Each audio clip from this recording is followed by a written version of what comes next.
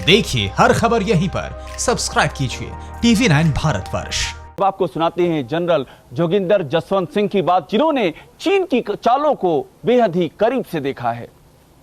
क्या चीन लगातार हमारे घर में घुसपैठ करने की कोशिश कर रहा है या ये चीन की सिर्फ और सिर्फ प्रेशर टैक्टिक्स है? ये सभी चीज़ों पे बातचीत करने के लिए हमारे साथ हैं पूर्व सेनाध्यक्ष जनरल जे सिंह साहब। क्यों इतना लंबा समय लग रहा है चीन से बातचीत करने का, और ऐसे समय में जब चीन भी यही दावा कर रहा है कि वो भी हमसे बातचीत करना चाहता है और इसका पीसफुल रेजोल्यूशन निकालना चाहता है?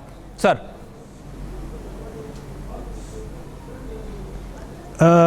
देखिए, मैं समझता हूं कि हमें चीन के ऊपर पूरा भरोसा नहीं करना चाहिए। कभी भी हमें अलर्ट रहना चाहिए, क्योंकि पहले भी ये कई संधियां, वादे, कस्में जो थे उनके खिलाफ उन्होंने कार्रवाई की ज़मीन पर।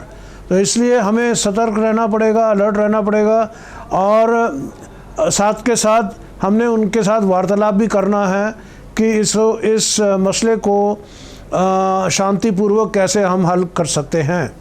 मैं समझता हूँ कि ये जिनपिंग की चाल थी, साजिश थी कि ये जो गलवान का इलाका है, जिसमें कि कभी कोई शक नहीं था कि LAC कैसे जाती है, वहाँ पर उन्होंने ये अपने फोर्स को तैनात किया और पंगोंग सो में भी किया, उसके अलावा सिक्किम के नकुला पास पे भी किया। ये सब कार्रवाइयाँ जो उन्होंने की हैं, इससे कि लोगों का ध्यान इस तरफ आ जाए, दुनिया का ध्यान इस तरफ आ जाए, ना कि कोविड के ऊपर, जिस पे सारी दुनिया की उंगली चीन की तरफ, वुहान की तरफ जा रही हैं। क्या आपको लग रहा है कि चीन की स्ट्रैटेजीज हर उस इलाके में स्टैंड ऑफ पैदा करने की है, या फिर कुछ ऐसे गिने चुने इलाके जो उसको लगता है कि स्ट्रैटेजिकल पॉइंट ऑफ व्यू से इंडिया बहुत ज़्यादा और बहुत जल्दी गेन कर चुका है? मैं समझता हूँ कि चीन टेस्ट करना चाहता था कि अगर वो इस तरह से अचानक हमारे ऊपर अग्रसर हो तो हम उसका जवाब दे सकेंगे या नहीं, और वो उनको आश्चर्य हुआ हम कितनी तेज़ी से रिएक्शन कर सके और अपनी फ़ौजें जो हैं इस तरह से सक्षम तरीके से डिप्लॉय कर सके। हमने 22 तारीख के विजुअल्स भी देखे, सैटेलाइट इमेजेस भी देखें कि किस तरीके से चीन ने जो अपनी मैसिव डिप्लॉयमेंट, मोबिलाइजेशन कर रखी है। तो आप इसको क्या मान रहे हैं कि एक टेबल पे तो बातचीत कर रहा है लेकिन इंप्लीमेंटेशन कहीं नहीं हो रहा चीन का?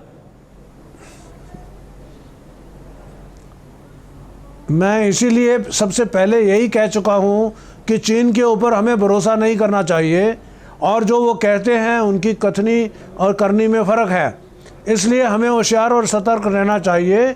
मुझे लगता है कि उनका भी ये मुंह दिखाने लायक नहीं रहा अपने देशवासियों के सामने, इसलिए ये विड्रॉल तो होगी लेकिन धीरे धीरे होगी, स्टेजेस में होगी। तो हमारे भी उसी मुताबिक देख रेख करते हुए, होशियारी रखते हुए हम भी वही तरीके से काम करेंगे। सर एक चीज़, क्योंकि हम लगातार बात कर रहे थे कि स्टैंड ऑफ शुरू हुआ 3 जगहों से, लेकिन अब हम देख रहे हैं कि नॉर्दर्न पार्ट के अंदर भी, खासतौर पर नॉर्दर्न लद्दाख के अंदर भी हमने DBO देखा, हमने खासतौर पर आपका देपसोंग देखा, और ये सारी दोनों जगह ऐसी हैं जो सियाचिन को लेकर, स्ट्रैटेजिकल पॉइंट ऑफ व्यू को लेकर बहुत इंपॉर्टेंट है, और हमारे DSDBO जो हमारा नया रोड बना है उसको लेकर भी बहुत इंपॉर्टेंट है। तो क्या आपको लग रहा है कि ये प्रॉपर स्ट्रैटेजी है ताकि सियाचिन को काट सके, इन बाकी के इलाकों को काट सके चीन? देखिए, अगर तो चीन यहाँ पर सरहद क्रॉस करता है और हमारे दौलत बेग ओल्डी के साथ मुकाबला करने की कोशिश करता है तो वो तो युद्ध ही हो जाएगी। और मैं समझता हूँ इस समय चीन और हिंदुस्तान के बीच में अगर युद्ध होती है तो वो तो दुनिया की 1/3 पॉपुलेशन इन्वॉल्व हो जाएगी, एक किस्म का महायुद्ध हो जाएगा। तो उसकी मेरे को आशंका नहीं है, क्योंकि सर हम ऐसे वक्त में बात कर रहे हैं जब भारत एक उभरती हुई शक्ति के तौर पर देखा जा रहा है, और ख़ास तौर पर चीन को ये बहुत ज़्यादा कर रहा है। और हाल फिलहाल में हमने कोई ऐसी डील्स की हैं जिसमें कई ऐसे मेजर ब्रेक थ्रू हुए हैं, जिसमें S-400 हो, दूसरी चीज़ें हो, जिसके आने के बाद कहते हैं कि गेम चेंजर के तौर पर साबित होगा। आपके हिसाब से, क्योंकि आप सेनाध्यक्ष रहे हैं, आपने काफ़ी लंबे समय तक सेना को ना सिर्फ उनकी स्ट्रैटेजीज़ को डिसाइड किया बल्कि इम्प्लीमेंटेशन के ऊपर भी काम किया है, आपके हिसाब से ऐसे क्या मेजर पॉइंट्स हैं जो हमारे चीन पे बहुत ज़्यादा हावी हैं या हम उसको उनके ऊपर चीन से बहुत ज़्यादा सुपीरियर हैं? देखिए, ऐसा है कि चीन की ओवरऑल जो है संख्या में फौजें हमसे ज़्यादा हैं, लेकिन याद रखिए चीन का जो ये पश्चिमी भाग है तिब्बत और चीन का जो पूर्वी भाग है शंघाई और बीजिंग और उनका कोस्टल एरिया ताइवान के सामने, इसके बीच में कम से कम 3000 से ज़्यादा किलोमीटर का अंतर है। तो उनको अपनी फ़ौजें बांटनी पड़ेंगी, कुछ इधर के लिए कुछ उधर के लिए, इसलिए हमें फ़िक्र नहीं करना चाहिए। अगर तो चीन कोई भी ऐसी कार्रवाई करता है जिसको हम मिस एडवेंचर कहते हैं, तो उससे उनको भारी नुकसान होगा और उसका उनके दांत खट्टे होंगे, जिससे कि वो समझ जाएंगे कि ये हिंदुस्तान जो है नया हिंदुस्तान अलग ही है, ये 1962 वाला हिंदुस्तान नहीं है। एक आखिरी सवाल मेरा आपसे था सर, बिल्कुल, क्योंकि हमने देखा कि ना सिर्फ मिलिट्री फ्रंट पे बल्कि हमने देखा कि कई हमारे ऐसे पड़ोसी देश जो थे, नेपाल हो या दूसरे देश हो, उनको लगातार चीन इस्तेमाल कर रहा है इस पूरे थ्रेट परसेप्शन में, या जिस तरीके से चीज़ें क्रिएट कर रहा है। आपके हिसाब से क्या कुछ स्ट्रैटेजी हमारी रहनी चाहिए, ना सिर्फ मिलिट्री पॉइंट ऑफ व्यू पे बल्कि आपके डिप्लोमेटिक फ्रंट पे भी?